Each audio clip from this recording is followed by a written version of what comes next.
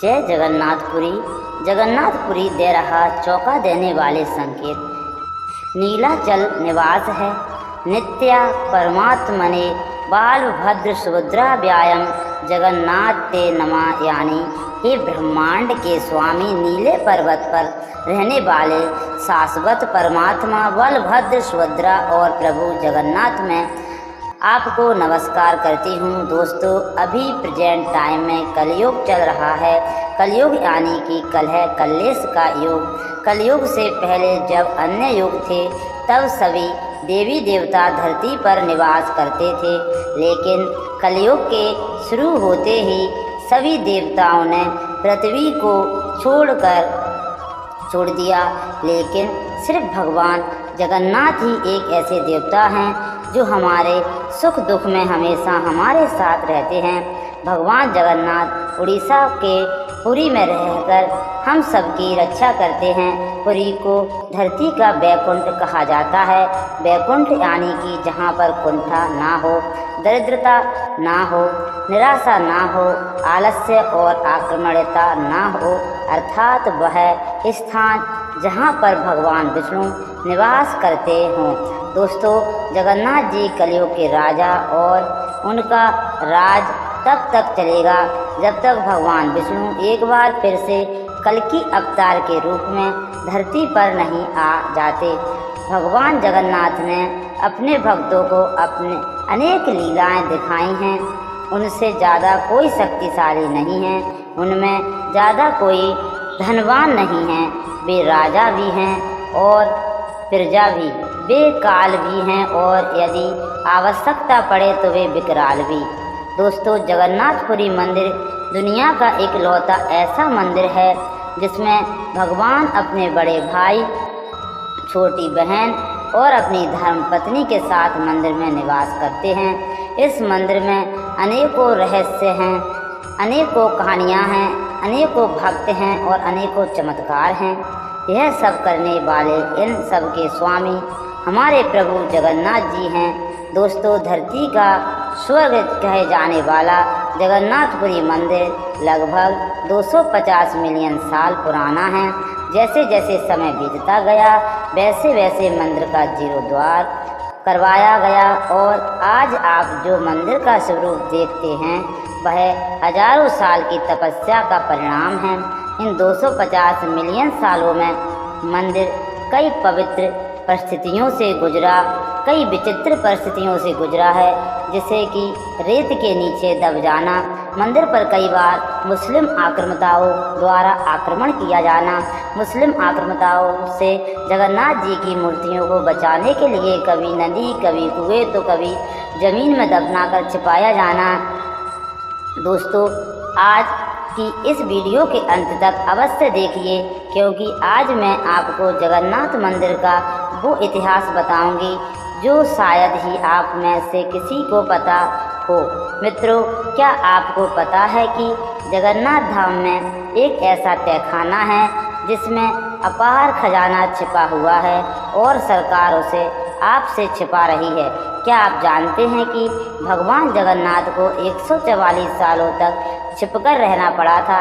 आखिर क्यों भगवान जगन्नाथ मंदिर से बाहर झांकते रहते हैं, सब जानेंगे आज की इस वीडियो में।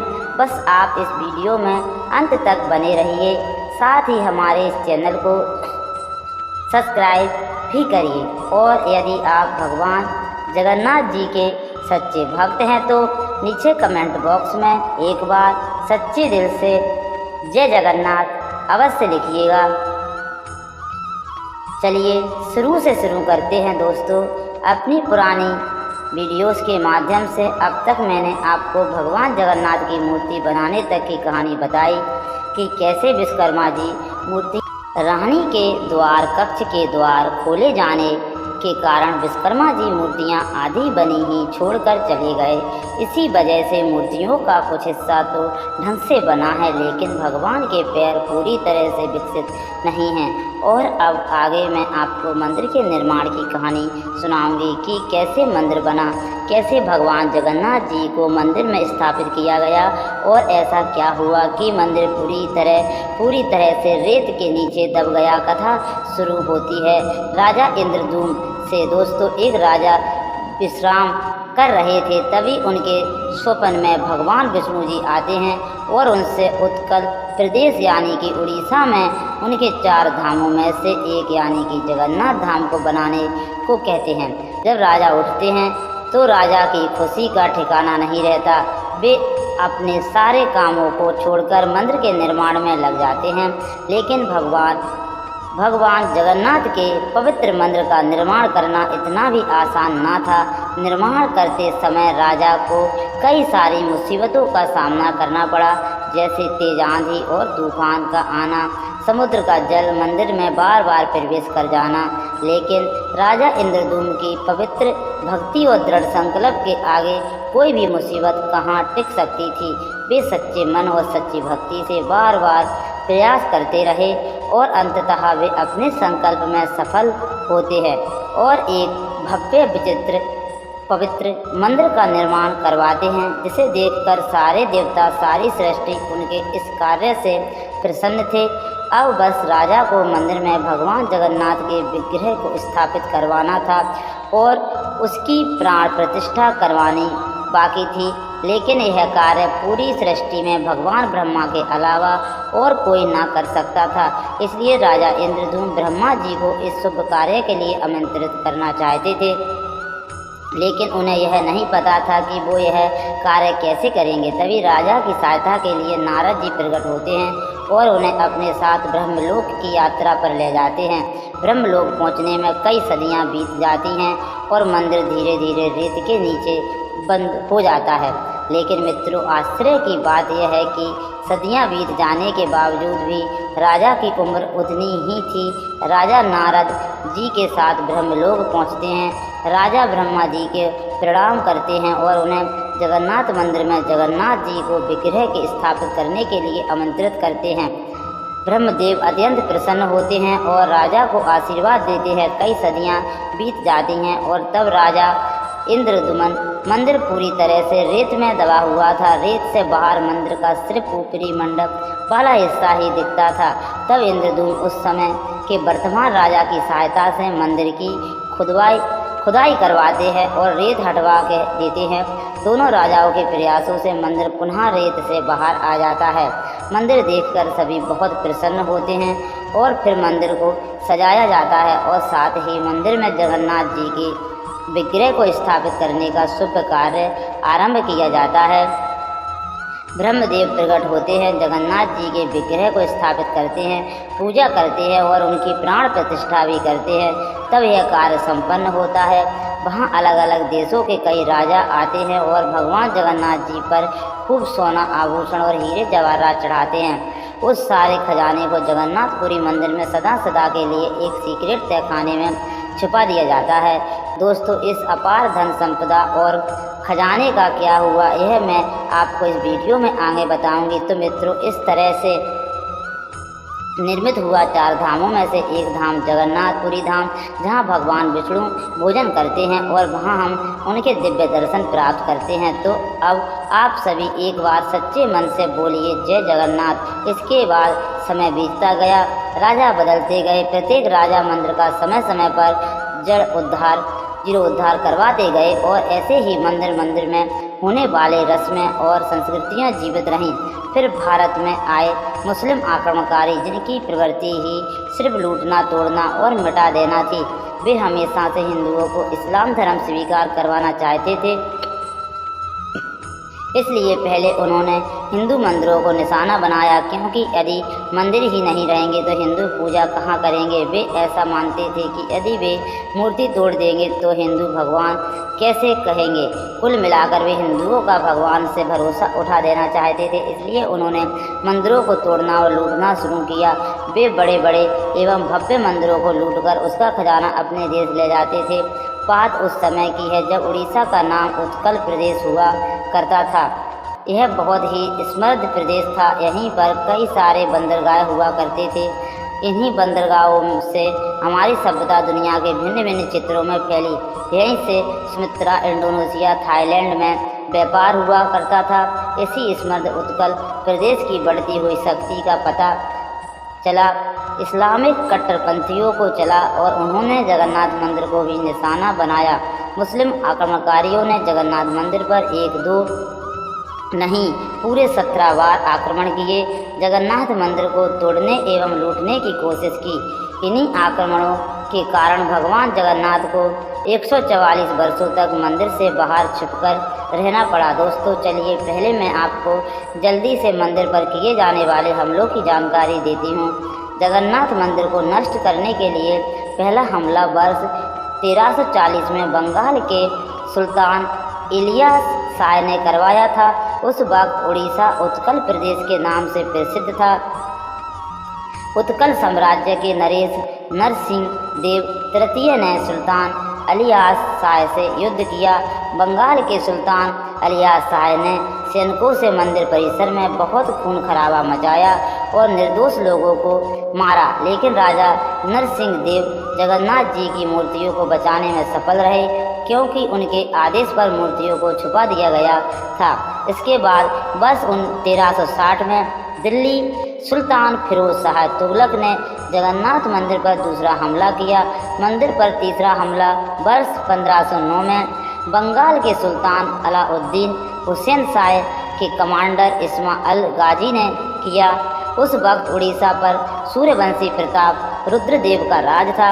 हमले की खबर मिलते ही पुजारियों ने मूर्तियों को मंदिर से दूर बंगाल की खाड़ी में मौजूद चिल्का लेक नामक द्वीप पर छुपा दिया था। प्रताप रुद्रदेव ने बंगाल के सुल्तान की सेनाओं को हुगली में हरा दिया और भागने पर मजबूर कर दिया। इसी तरह से समय आगे बढ़ता रहा। मंदिर पर कई हमले होते गए। मंदिर पर 17वां और आखिरी हमला वर्ष 1699 में मोहम्मद तकी खान ने किया था। तुकी खान वर्ष 1772 से 1734 के बाद उड़ीसा का नवाब सूबेदार था। इस बार भी मूर्तियों को छुपाया गया और लगातार दूसरी जगहों पर शिफ्ट किया गया। कुछ समय के लिए मूर्तियों को हैदराबाद में भी रखा गया था। दोस्तों यह थी मुस्लिम आक्रमणकारियों द्वारा जगन्नाथ मंदिर पर की जाने वाली हमलों की कहानी। दोस्तों जब आप पूरी मंदिर को बाहर से देखेंगे तो मंदिर के द्वार पर झांकते हुए आपको भगवान जगन्नाथ की एक मूर्ति दिखेगी, लेकिन क्या आपको पता है कि वह मूर्ति मंदिर से बाहर क्यों झांकती? चलिए मैं आपको बताती हूँ। दोस्तों इसके पीछे जगन्नाथ जी के एक भक्त की कहानी है। भक्त का नाम रामचंद्र देव। वे एक राजा थे। वे भगवान जगन्नाथ जी के बहुत ही प्रिय भक्त थे और वे अपने पूरे धर्म और निष्ठा से उनकी पूजा करते थे। मगर एक बार एक मुग़ल शासक भारत आया जिसका नाम था तक्की खान। तक्की खान ने राजा रामचंद्र देव को बंदी बना लिया और कैद कर लिया, लेकिन राजा रामचंद्र देव जी को बाहर निकलना था और भगवान जगन्नाथ जी की पूजा करनी थी। इसलिए उन्होंने तक्की खान के माध्यम से इस्लाम धर्म को स्वीकार कर लिया, अन्यथा वो मुग़ल शासक उन्हें क्रूरता से मार देता। फिर वे मजबूरन तक्की खान की बहन रजिया से विवाह कर लेते हैं। विवाह के बाद राजा स्वतंत्र हो जाते हैं, लेकिन अब वे मुस्लिम बन चुके थे और यह बात तो सभी जानते हैं कि जगन्नाथ मंदिर में सिर्फ हिंदू ही प्रवेश कर सकते हैं। इस कारण राजा रामचंद्र देव जी जब भगवान जगन्नाथ के दर्शन करने मंदिर जाते थे, उन्हें अंदर जाने नहीं दिया जाता था। इसलिए वे मंदिर के बाहर से ही प्रार्थना करके वापस लौट आते थे।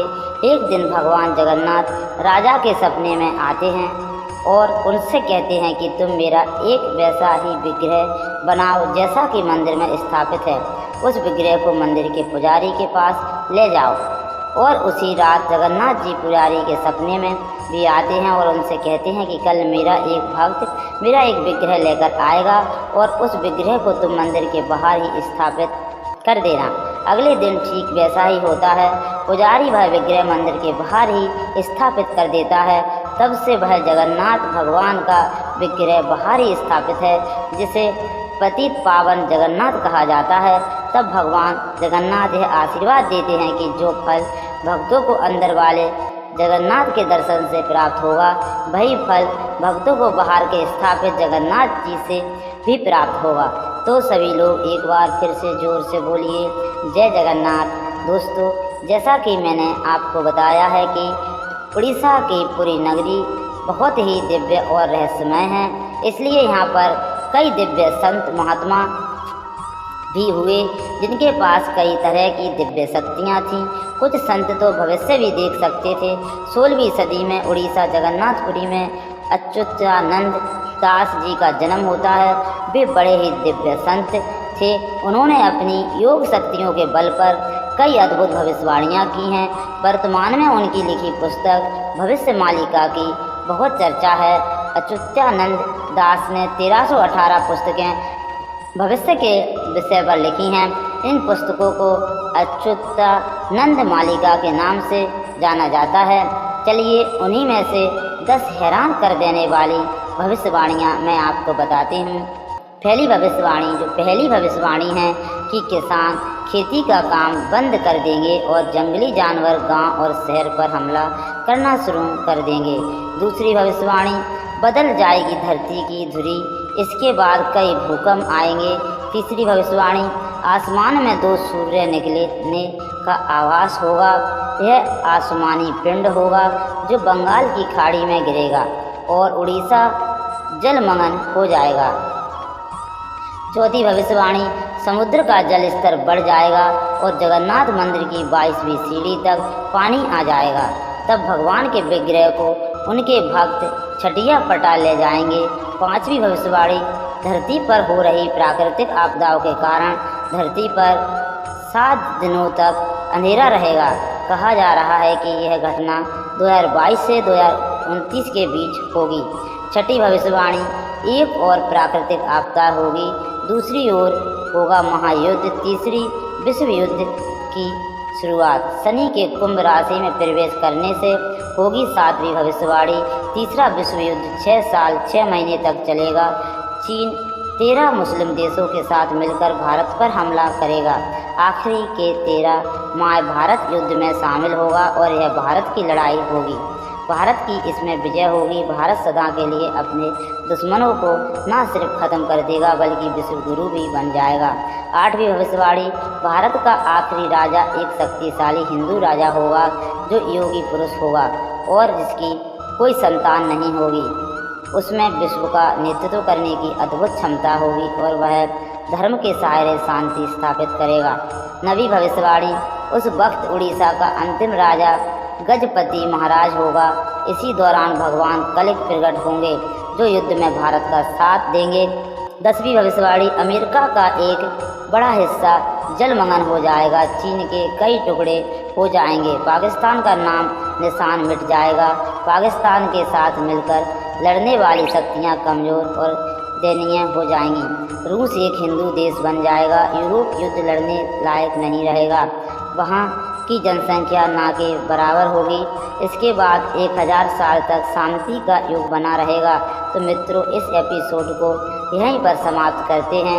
इसका सेकंड पार्ट मैं जल्दी ही लाऊंगी जिसमें आपको उन सवालों के जवाब दूंगी जो आपको इस वीडियो में नहीं मिल सके, जैसे जगन्नाथ मंदिर का तैना कैसा है, खाने में कितना धन है, तहखाने में कितना धन है, इस कलयुग में क्यों होगा महाभारत युद्ध, कौन कौन होगा इस युद्ध का भागीदार और कौन करेगा इस युद्ध की शुरुआत। तो दोस्तों, आगे की वीडियोस पाते रहने के लिए हमारे चैनल को सब्सक्राइब अवश्य करिए। मिलती हूँ मैं आपसे अगली वीडियो के साथ। जय हिंद, जय भारत, जय जगन्नाथ। जगन्नाथ भगवान की कृपा आप पर सदैव बनी रहे और आप खुश रहें, कभी अपने लिए तो कभी अपनों के लिए। वीडियो देखने के लिए थैंक यू।